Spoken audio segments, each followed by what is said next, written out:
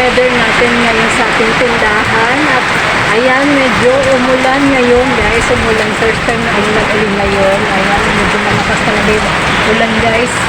Ayan, pakita ko sa inyo guys. Sobrang lakas ng ulan guys. Ito, okay mo dito guys. So, yung mga butas-butas sa bubong namin, ayan na.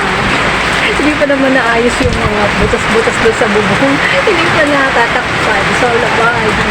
Sana humara uli bukas para matakpan yung mga butas na. So, yun. Ang update natin na dito sa ating tindahan, maulan na matumal. Yan, matumal ngayon guys. Kasi walang pasok. Ayan. Tapos yung mga, nagsitrabaho. Yung mga estudyante lang walang pasok guys. Pero ngayon, tagtag na, pero ngayon guys, ayan, umulan siya. Kaya naging presko naman siya. Naging presko na masakit sa ulo. Ganun.